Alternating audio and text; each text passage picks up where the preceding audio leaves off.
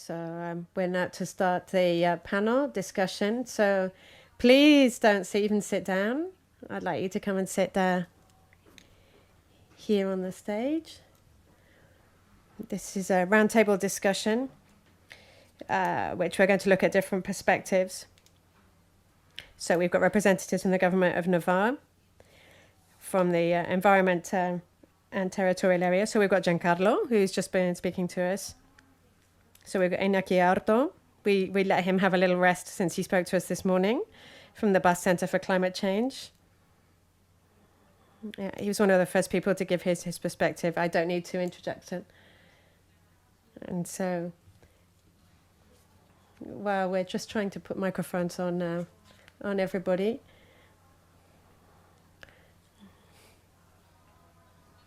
I would like to make some suggestions before. We're going to talk a little bit about these factors. We're going to debate how to get a better circular economy, the most relevant factors. How can we improve all these conclusions? We've been throwing these conclusions at you. So what do you think? Huh? So, you know, have a good think about what you've been thinking about today too, to formulate some questions for this roundtable. So I'm going to explain to you how it's going to work. Both Iskashkun Goni is going to, and her counterpart are going to give a short presentation. You haven't had a chance to speak like Iñaki and Giancarlo. So there are going to be two presentations. So then we're going to have 2 or 3 questions for them. And then there's going to be an open space for you to be able to collaborate. So, you know, have a good think about that. So you can ask as many questions as you want. I think they're just getting ready. I think Pablo Munoz and Izaskun Goni are just getting ready. Just a couple of minutes. So I'm going to start asking questions now. Yeah. I can't help myself. I have to ask questions. So I'm going to, it's quite an open question. I'm going to ask Iñaki above all, because he's been here since early on. We're looking about from a Basque perspective, but which we can look very broadly. And Giancarlo's been looking about the BBVA consumers and where they spend their money. How can we centralize all this information in one region, for example, the Basque Country? Well, no, we're not playing with statistics here, are we? I think right now I'm a modeler, yeah? So I work with models I work with analysis, and so the biggest obstacle that we have always is data. And so when you go moving down scales to lower scales, so in terms of a national level, you've got national statistics, which are great. We've got production, consumption statistics, training, all of that. But as you keep moving down the scale, it's much more difficult to get information and standardize information above all. One of the most important things that this project's bringing, and what Giancarlo's been talking about, for example, is that it's pretty representative, in my opinion, and it's very standardized information from the whole country. So it's really great. So it's been developed with the same methodology for all regions, and so that's something that's like so useful. So I'm lucky to be working regionally. In the case of the Basque Country, we've got our own statistics institute. We create this information, and then we get the after the national, it's the oldest one after the National Institute, and I use its output on a daily basis. But it does have the handicap that for certain things, so interregional trade, for example, it's got these problems with data.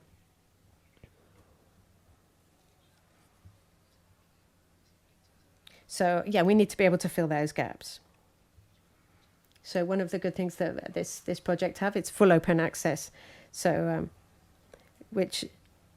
I'm talking about from an academic aspect, but it's great to have that open access. So we're also talking about databases, as we've seen presented by Giancarlo. I presume it's not open access. It's and so I understand that it's not going to be cheap. This kind of thing doesn't come cheap. Yeah, he's laughing at me, but this kind of information, and I work with information from mobile companies, mobile phone companies, and I think it's very useful. But the BBVA information is it's in a whole new league. Yeah, so and it's really useful. And we talked about tourism, but we're going to also talk about anticipation, energy transition, all sorts of forecasting that we can use this information for. So we've got forecasting indicators. Giancarlo said that some of the prognostics is looking. Yeah, other statistics look backwards, and they're able to look forwards. This is really important for us. We've got to take decisions today, and we need today's information. So when we're talking about carbon dioxide emissions, it's often a delay of 1 year, and we have to estimate in advance. We need to project those results, and so it's really useful to have right up to the date information. Yeah, we're going to publish our next estimation in December, but it's an estimation above all, and so we've got lots of sources of information.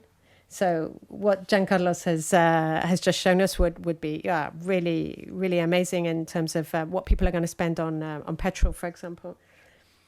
But there's other work that it's doing. Both the components that we've seen from ESPON and what Giancarlo's shown us, looking about this, it's so useful in terms of information, in terms of the research. I work a lot with stakeholders, but it's so useful for me. I work with the European Commission, the Basque government. It's great to have up-to-date information. Yeah, it's so valuable for us. I won't say any more. I was going to say that it's really important to have updated information to talk about decisions in the future. So we're going to talk about the institution that is the closest to us at the moment. So we've got Izaskun Gonyi, who's the General Director of Business, International Trade and Labour Relations. Well, welcome.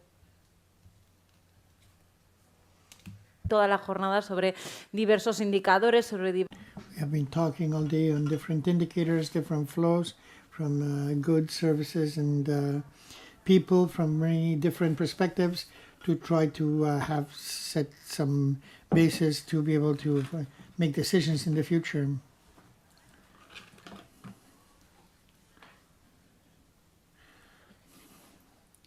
So you can give us you prefer doing the presentation from here there? Yeah, so I can see the screen. That would be much better. It's a very small presentation. In that job with the long name I have,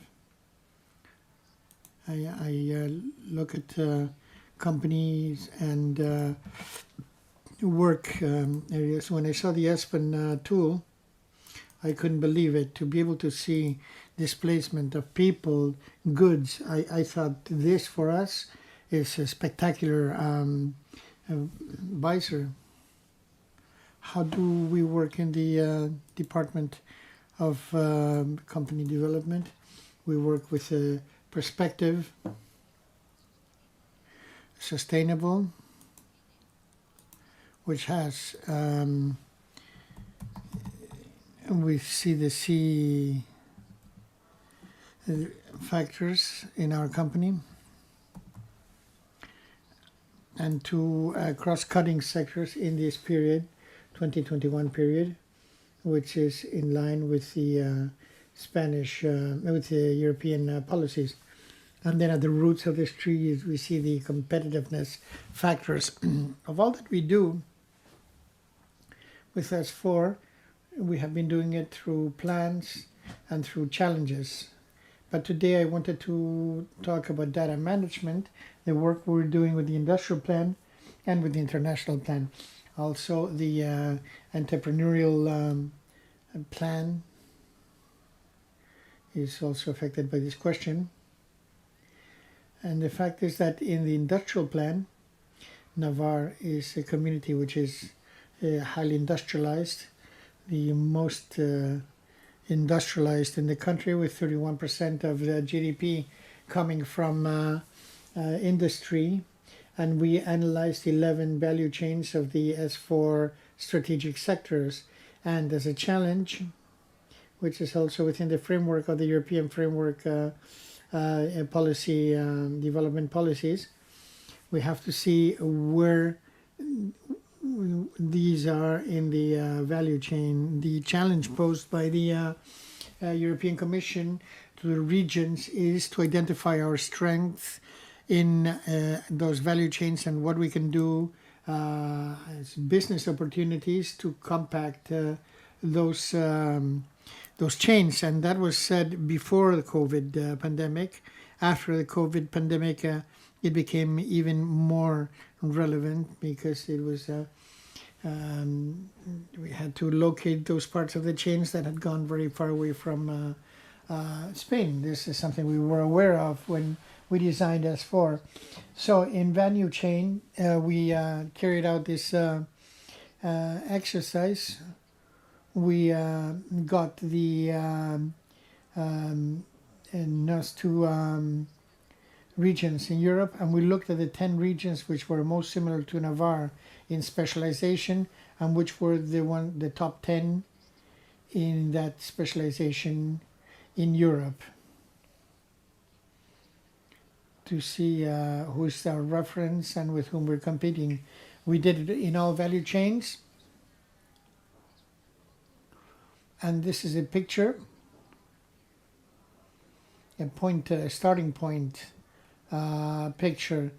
But with the ESPON tool, we could see what there was.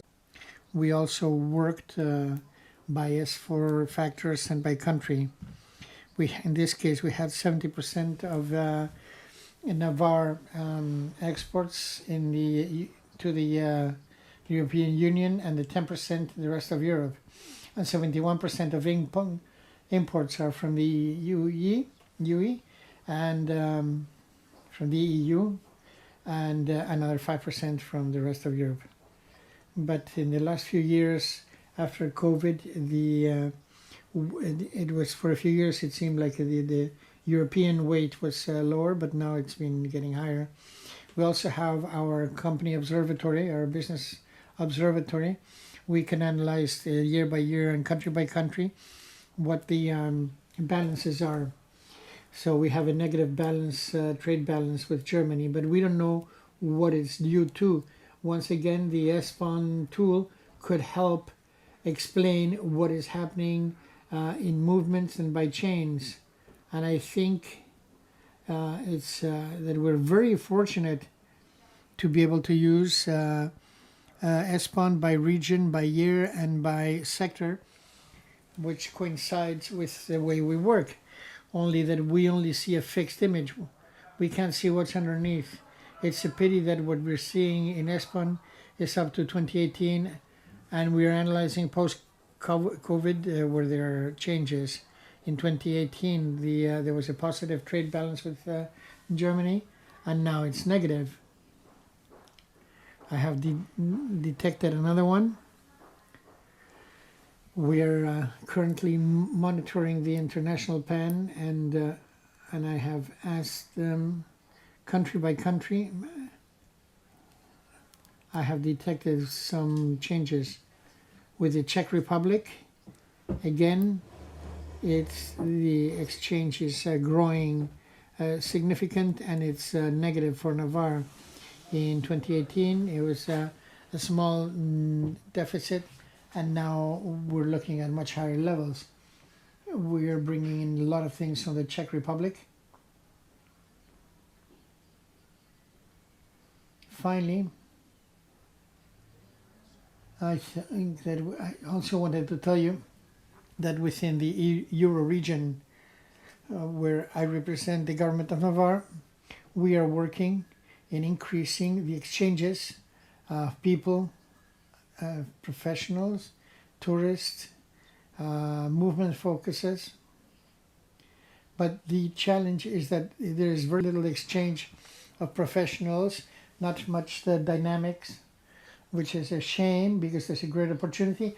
And also we want to increase, although it's, we know it's important already, but we can go, we can have an intra-Euro regional project. So we have work done by the Chambers of Commerce in its proximity work, which is based, like Iñaki said, in the input-output tables of the statistics institutes of the three governments. But until now, we have reached work where we can identify sector by sector what the local production and the local demand in each of the territories and proximity. Again, in New Aquitaine, we just collected Department 64, but with the ESPON, we could actually increase it for the whole region. And this is a little bit the connection of what we're seeing these days at the end of this project and the work that we're doing at the General Directorate of Companies and Jobs. Thank you very much. Thank you. We're going to start that round table. I'm going to start with you, with Ascon, because you mentioned those possibilities which are open to those possibilities, having a fixed picture, but also understanding what is happening behind. Having that idea in mind, what could you tell the people who are creating this program to get the leverage this tool as much as possible and doing it without losing achieving territorial cohesion and circular economy, which was a little bit what this round table was going to be about. And I haven't mentioned it. We wanted to compact the value chains, but it is also a way of being more cohesive. Everything has to be done in greater proximity, and we should also have get processes to be circular in Europe.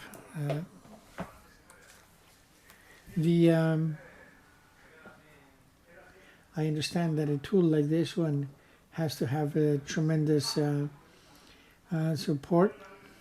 I would love it. I would love it to have continuity, because you can see that it would it really help the clear up these fog we're in right now. And I don't know if maybe we could if it weren't possible to do the project and as a whole, that an entity like a Euroregion could ask for fund for an updating of statistics for our region.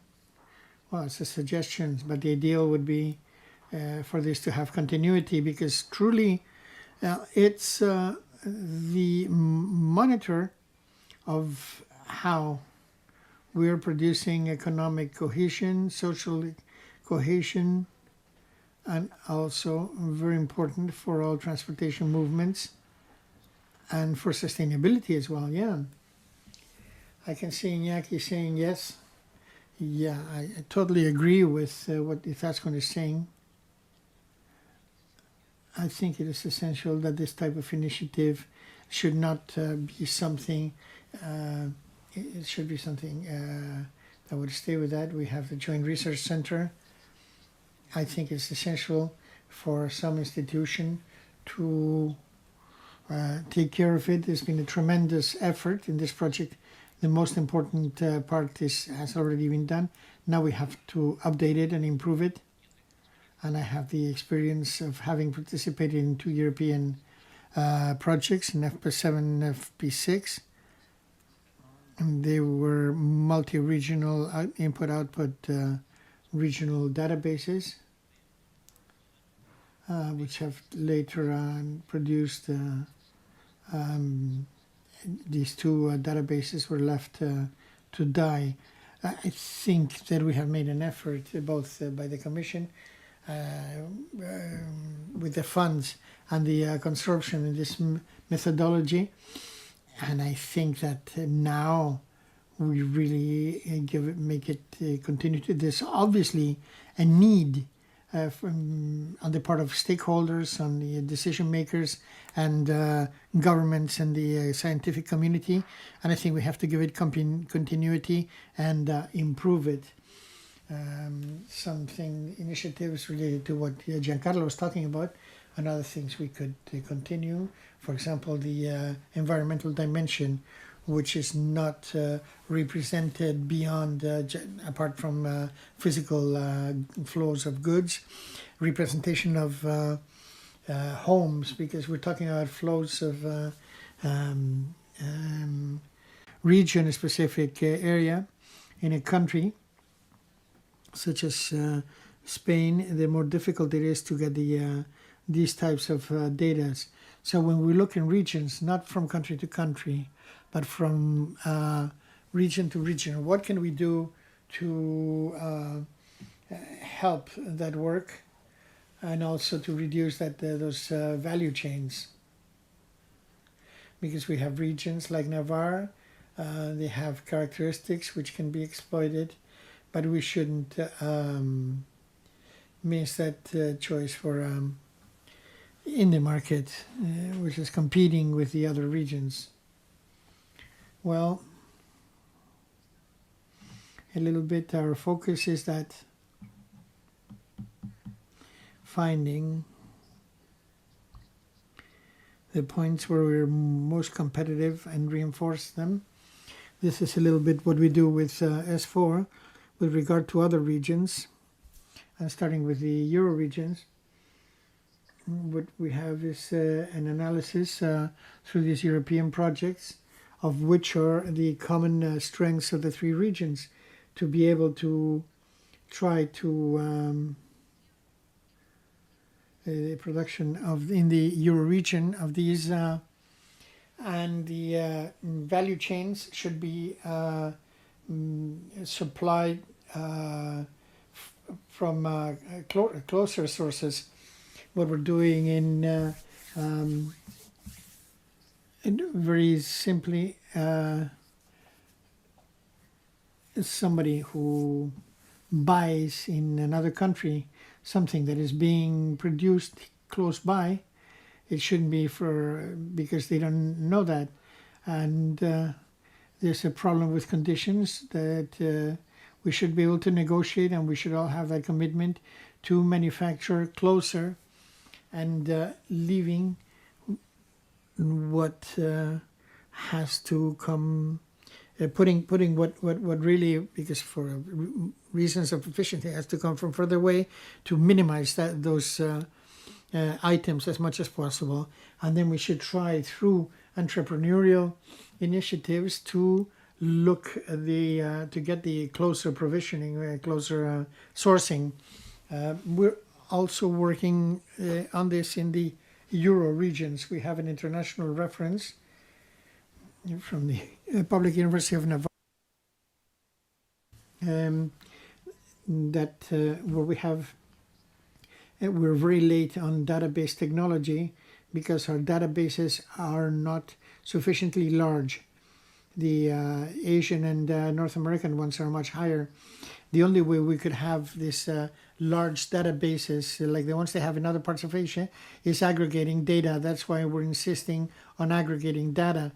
And in the department, we are highly aware of this, and we want to promote the data aggregation in private, in the private areas. The public part we're leaving in the hands of the transformation department, and we want to do this with the companies, first in the clusters of our sectors in Navarre, and then at the level of the Euro region. That's why with the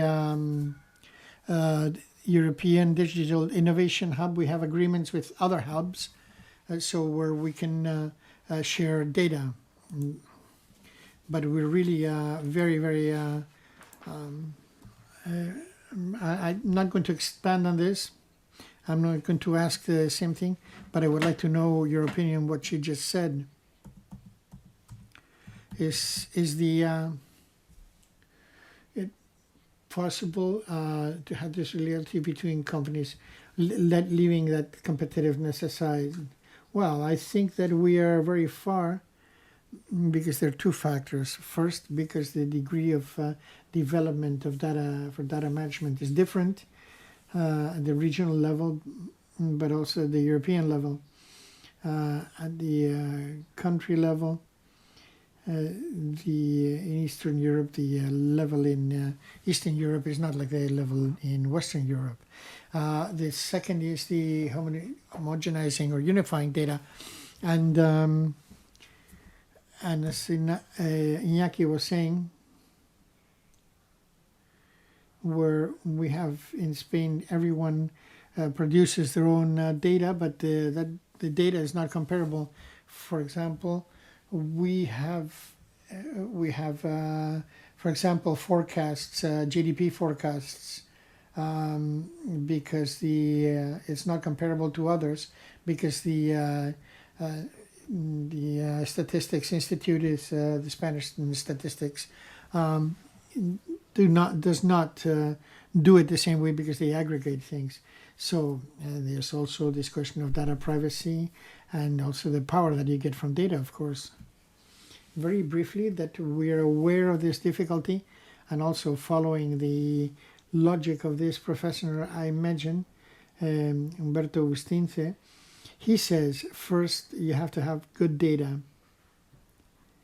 First, everyone has to have quality data, so that they can then be used in aggregations.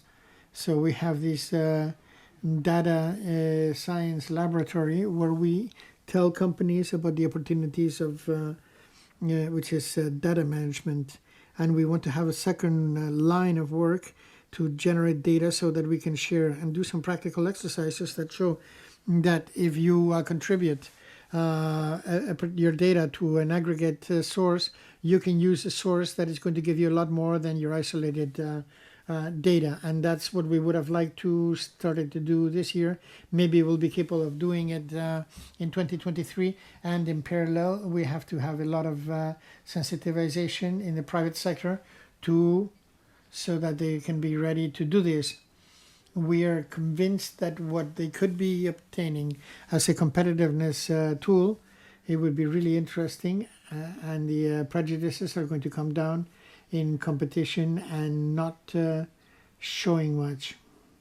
But we're aware of the fact that it's a complicated situation, but otherwise we will have to use digital American or Asian digital technologies, because Europeans, we haven't been able to generate it. Well, at the end, the important thing is to realize the synergies of using them. Then if you get them from one sector, you can compare them to those of another sector, and having aggregate databases is much higher than having a single source. But of course, we still have a long way to go. And before presenting Pablo Muñoz, he is the General Director of Environment of the Government of Navarre. I wanted to return to circular economy, recovering an idea which you have launched on the location on companies. In the short term, it could be an interesting economic alternative, but in the midterm, it's not sustainable. From that point of view, comparing to your company, what is the challenge is facing a region such as the Basque Country, looking to shorten those value chains, and also trying to protect the environment? Well, there are many and varied challenges, but before I get to your question, I'd like to tie in with Izaskun and the idea about sharing information. I think that in the case of the Basque Country, There are certain groups of companies or industrial sectors which are very powerful in Basque economy, and they have to face an environmental problem, which is the decarbonization. It is metalworks, refining, paper, and casting, and they have to adapt to new. They have to have zero emissions by 2050. Many of them have common problems. They're using common technologies, same technologies, and they have to seek alternatives. And it's much better that they look for them. It's going to be much more efficient than if they look for them one by one. We are working on a project which is called Videl, which is funded by the Basque Country and ASPRI, where we're analyzing together with company associations in metalworks and casting. We are working to decarbonize those sectors because they have seen that it's an opportunity which they're facing, and it's something they're going to have to do, and the best way to do it is all together. These are two sectors which are quite large within the Basque countries. There are several countries, both in metalworks and casting, and also in refining, where there's only one in refining. But when you're in another scale where you have one metal factory or two casting factories in your region, then you have to work with companies in your sector in other regions, and this is where the company clusters and the regional hubs have to foster these relations among companies.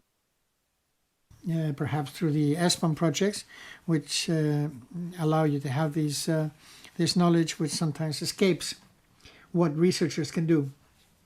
Maybe we have a larger vision, but we don't know the details or the challenges, both in terms of decarbonization and in terms of circular, or in areas of circular economy.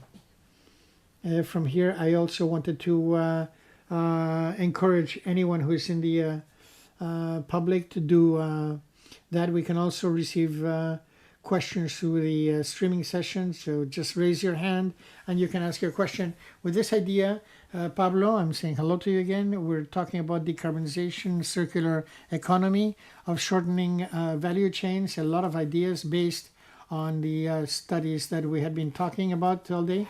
But again, we have the decisions of public administrations, and we're focusing from region to region more than country to country. What is Navarre doing to meet all these challenges? Good afternoon, and I'm very sorry that I've arrived late. I had it written down that this started at 4:30 today. It could be the consequence of I'm really sorry that I arrived late. It's just, I think it was a misunderstanding. I had a presentation that I was going to give with a few slides, but I don't know if it's available. I think I sent it to the organization. I don't know if we can show it. Oh, that's great. Thank you.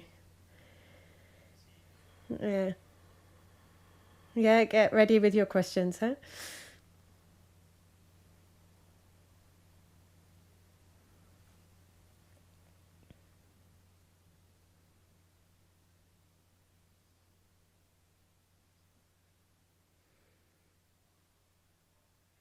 So I sent it by email.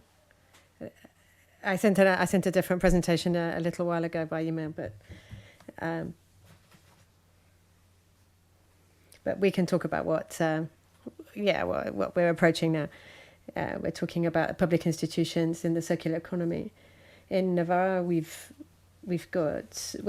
working on a series of plans and legislation that's associated with these plans related to a broad vision of a circular economy and climate change, as Izaskun had been talking about. And these are interrelated questions, and we can't separate them. So in terms of planning, we've got an agenda for the circular economy. And so we're currently reviewing it and how we're going to work in 2023, 2024. So this agenda for circular economy is complemented by other planning tools, roadmap for climate change, or the Navarre energy plan. In the same way, other sectorial plans which are more specific, so like a forestry agenda or a water plan, for example. These plans are all related to, or directly or indirectly with circular economy. Yeah, they're the major lines that we have to work on at the moment, not only for Navarre but Europe and the planet, the whole planet. And so apart from the matter of plans or strategies, we've got legislation, we make laws, which is related to climate change and energy transition and the circular economy. We've got our local waste law, our regional waste law, since 2018, and we've been working on it for 4 years. And in this legislation, in this mandate, we've passed some interesting laws. Along these major lines, these economic, social, and environmental activities. So we've got the climate change regional law and other laws that affect environmental changes.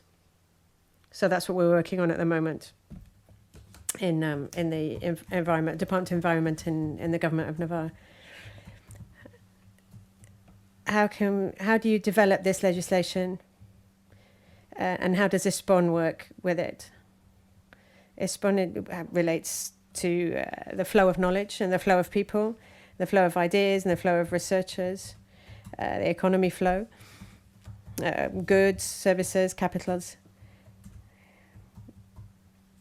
This project is necessary for European regions to put themselves in a similar environment. If you can, let's have a look. I can read from it. Let's have a look.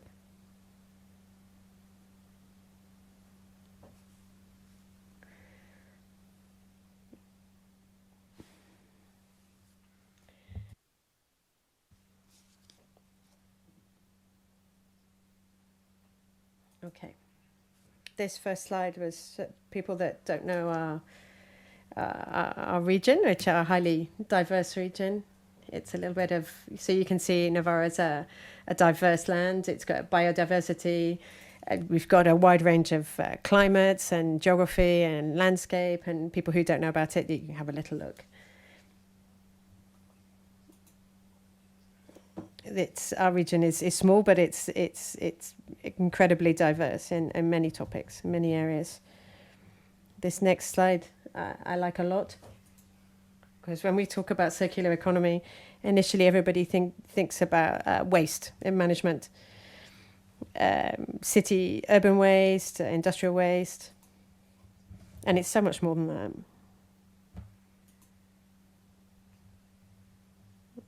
It's talking about efficiency in resources. It's like the last resort for human beings. Yeah. We can't think that it's very individualist to think it's only the circular economy is only based on waste. It's just a good example. The philosophy is this. Yeah, this is our philosophy. Anyway, not just a small region. Yes, sustainable consumption and production. It must be our watchwords. We have to avoid consuming products and energy that can't be reused. Yeah. We need to talk about the European field. We need to talk in short circuits, and small circuits that are more manageable. So there's no point in bringing material from Finland to Navarre. We should be coming from Aquitaine to Navarre, for example. So we're also talking about the social part. All of this is this in the 2030 agenda? It's all been written down there. where the environment and the circular economy are inextricably linked. Yeah? So we talked about this before. The plans and planning, what we're working on in Navarre from the government, the field of the circular economy, and collaterally with climate change, the waste plan, the forestry plan, all this different legislation that I've been talking about, which you can see on the screen here. And so here are the laws that I talked about before that give us our major lines to work on. Yeah, so there's waste and its taxation, and climate change and energy transition, and environmental impact. So if we look about the circular economy agenda, I can present it very basically. So we've got six aims. So there's three axes here, six goals.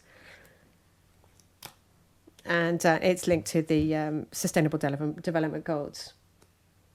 So this, I don't really want to go much further in my presentation, because I've got. I'm sure that it'd be more interesting to have questions to be able to share this information,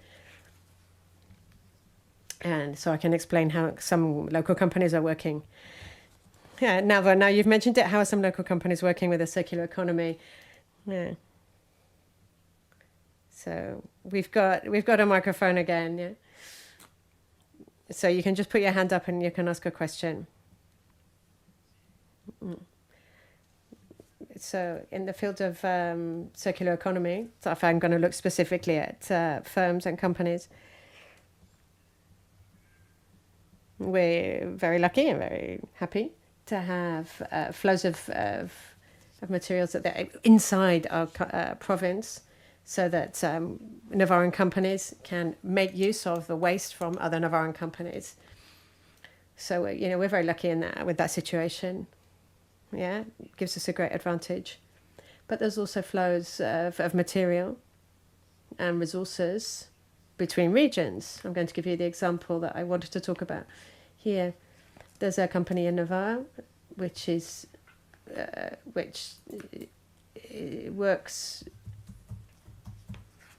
It employs handicapped people, that receives devices, appliances that are not being used, electronic devices, and so they dismantle them. They separate it into the components and parts, and part of this material, which comes from the south of France, it gets separated in Navarre and then goes to other regions, the adjoining regions, so that they can be used in casting and things. It's a great project. So Navarre receives these devices from the south of France, these electronic devices. Yeah, so they're broken down, and part of these materials go to other regions. So they are reused, either for their energy value or just simply reused. It's the overall idea of the circular economy, that nothing's wasted. Yeah, so that this material comes back round again and can be used again. So I get the idea of the truck that you showed us earlier, Ignaki, with a part coming from all over. Yeah, the integration from all over, that jigsaw puzzle image that you showed us. This is a little bit what we're seeing in the ESPON tool from the initiative, it's Giancarlo, that we've seen from private initiative. This is what we've seen. We've talked about competitiveness, but there's also collaboration, isn't there?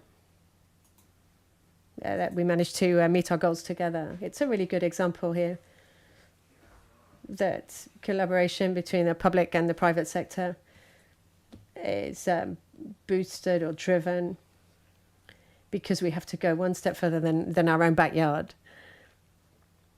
And of course, what we want is that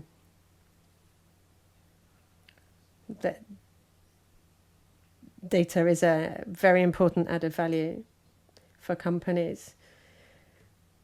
Yeah, that companies want to hang on to this. It's valuable for them, but they can open up paths to working together from company data and data from public institutions. These are all channels that can be explored. And like Ignaki said earlier, the availability is high at a national level, but at a regional level, if we consider the flow between regions, it's completely unexplored, this area. So ESPON is fundamental in that respect. It's giving us information that we really haven't seen before. And so this is going to give us new images that we couldn't get any other way.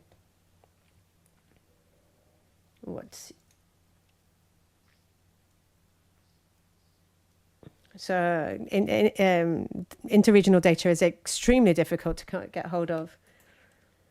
And so we should really be promoting and encouraging working together, particularly between the private sector that gets hold of this information and the public sector, the universities, to be able to use this in research.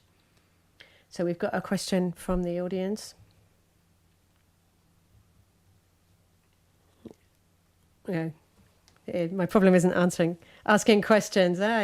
You see, I don't have any problem talking. So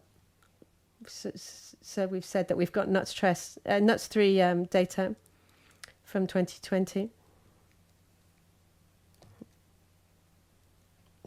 The topic of collaboration between public and private sector. Yeah, I'd like to just highlight the effort that the BBVA has to publish its information. Yeah, they publish it for themselves. The BBVA is the only one that has its own research, open research department. It's the only bank that does this. So Nicola's question was clear. Do all the banks do that? If the banks do this to extract this information, which it's just got commercial value on their clients for their shareholders. So here's a thought that's maybe being a little bit cynical. If BBVA is a demigod that sees almost everything, the tax officers know absolutely everything, Navarre and Basque Country. Yeah. So we've got a lot of information in the public field as well, in the public sector, that we don't share, not even for the common good. So, there's a lot of collaboration work there ahead of us.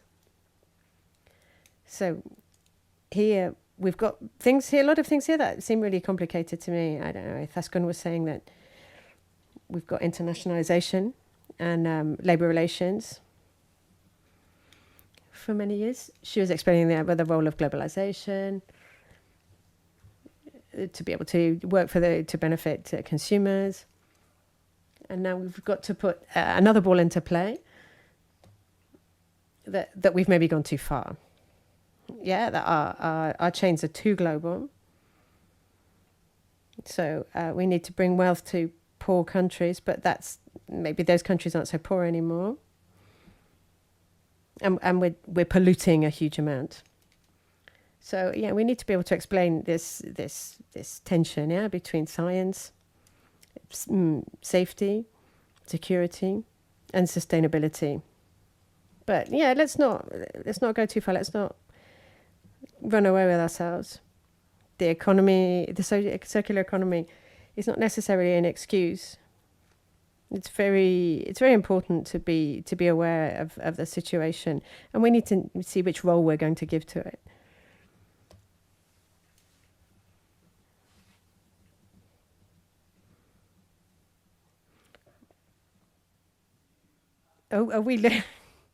Either we take on board the costs, these costs of pollution, and now beware that the price of electricity is going up.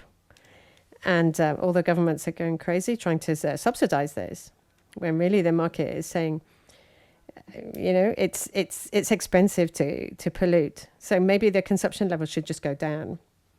Yeah. So this is like a counterweight for pollution. But we haven't quite got our heads around that. So I'm going to ask some questions, yeah? Okay, because where is the balance between the internationalization and local economy without falling into the trap of protectionism? And also, are we really ready for as consumers and politicians, to explain to people that if we need a circular economy that's more sustainable, we're going to have a time when prices are going to go up, people are going to have to pay more taxes, and we're going to have to make an effort. And as taxpayers and consumers, they're going to be tough times. Where's the balance there? I think Ethashgun can answer that question. So that you cannot answer that at your regional level, even not at national level. And why the US and China can do that? Because they are able to apply it also at the continental level. And this is probably one of the part of the answer. But then we go back to all these questions of how we share the data, the same political objectives, and you saw what happened at the council today or yesterday about the energy crisis, that there were no decision at all. Again, everything was blocked again. And this unity that we had during the COVID crisis, that we cannot have it now, where these questions, these tensions between what do you call it, sustainability for the future, and reducing the value chains and proximity, globalization, etc. We are not able at the moment to address them at the EU level. Just a comment. No, it's fine. No, sabía que eran preguntas bomba, o sea que... Yeah. I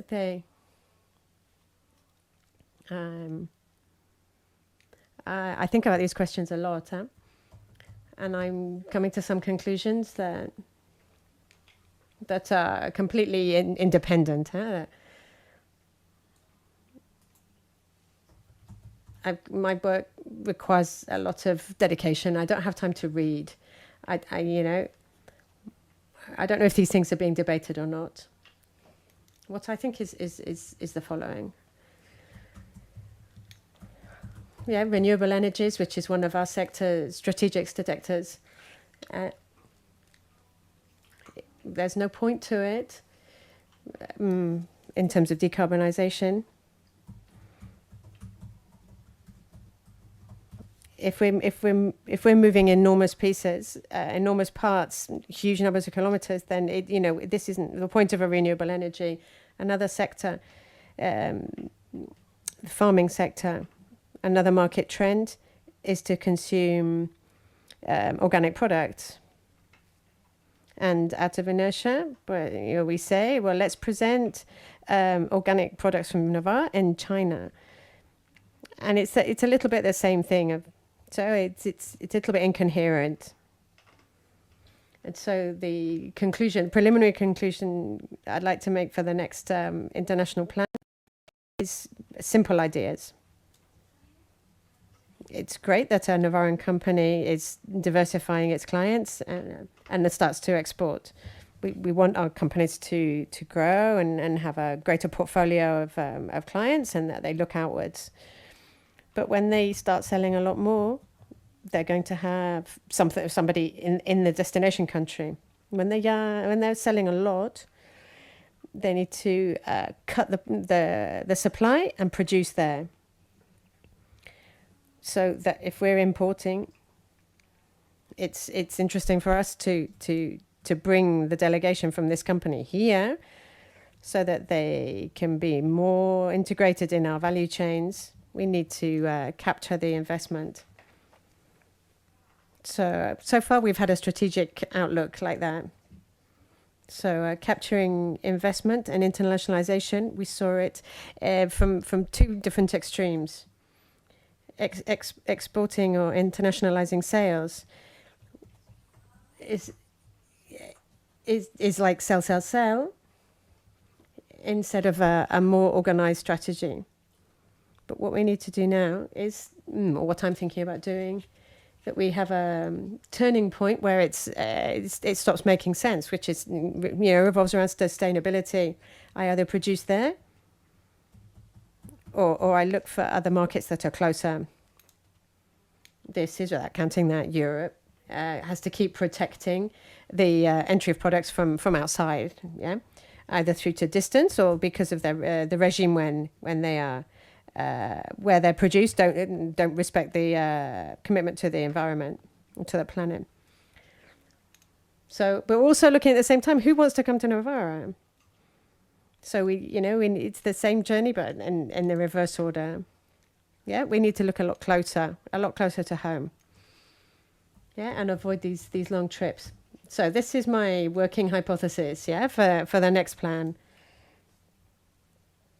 From a point of view of how the markets work, I don't know if that's going to work or not. And whether companies will be competitive in that way, but in terms of planning, that's a little bit the point that I've reached now. Well, we're going to start finishing off, but I don't know if you want to... okay, I'd just like to refer back to the point that Carlos said. How are we going to recycle? How are we going to explain this to the public who are going to have to pay more now? How are we going to convince them?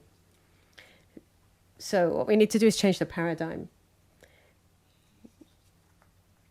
Yeah, so I'm consuming and it's damaging the planet. We're running out of resources, climate change. Yeah, we're going too far. Yeah, so we need to make some changes. Yeah, so we need to change the paradigm.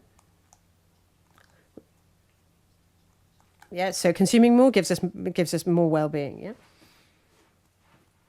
So that's what we're being asked to do all the time is buy a car, buy a house, buy this, buy Black Friday that's coming now. So that's got to change. We've got to just change the way we think. Yeah, we've got to stop thinking of consuming. Yeah, why would I have a car if I only use it once a week or once a month? Yeah, why can't we have several cars in my neighborhood and share them? Yeah, so maybe owning a car doesn't give me any well-being. So we need other ways of consuming, like leasing a car or renting. Then we need to look about the return cycles for products. Decades ago, let's talk about clothes, but clothes lasted a lot longer. Yeah, now we've got fast fashion. So now we buy clothes compulsively. Because it's very cheap. It's cheap because of the environmental costs. Because it's being produced in poor conditions, poor working conditions, which are really not decent. And so we need to turn this on its head. And we need to return to better quality products with more added value. And that gives us more wealth in the end. It enhances the product. And it's giving wealth in the country. It's going to last longer, and it's not going to use as many resources, it's not going to pollute, but it's not easy. It's like long-term strategies and education. And then the technological part. Often in this type of project and event, we talk more about the production, the more technological part of it, But then there's the other part, which is the final consumer, the end consumer, who has their own needs and their own desires. And, rewiring them is tough. Anything else to add? I'd like to keep following the thread that Iñaki was talking about. I'd like to focus on something that we do every day. A car. We don't know what we need we don't necessarily know what's going to happen, but we do need to eat. For example, yeah, we eat every day. And there's a very important tool, more than the actions by the governments, their laws and the planning and things. Citizens have weapons of their own to fight against climate change, which is knife and fork. Yeah. Why do I say that? We can feed ourselves better, by eating locally. So we've got, this brings up the idea of the organic, non-organic. I think it's much more reasonable to eat a product from Navarre that is non-organic than an organic product that comes from a long way away, comes from Peru or wherever, yeah? So the same thing happens with other examples that I can give you. Why do we eat oranges all year round? We should only be eating oranges when oranges are close by. We shouldn't be getting them from Argentina or from South Africa or quinoa, for example. We've got our own cereals here, yeah? Why do we have to have quinoa that comes from a long way away, or avocados, for example? Yeah, that we've got a very wide choice in we can buy avocados from Malaga, but also from Mexico and Peru, and maybe we shouldn't have that choice. Yeah. So maybe we should say if the oranges aren't from Valencia, I'm not going to buy them. And those are everyday choices that we can make. So we're talking about short circuits and responsible consumption. Would you like to finish with something? Also in the area of tourism, there's many spaces, and I think the pandemic has really shown a number of patterns that could be, or showcased a number of patterns that could be, before we go back into preferences like we had in the past. Consumers prefer which are less crowded, where sustainable tourism can open many opportunities more than going to those crowded destinations which have been constructed on or built on a financial model which is not an added value anymore.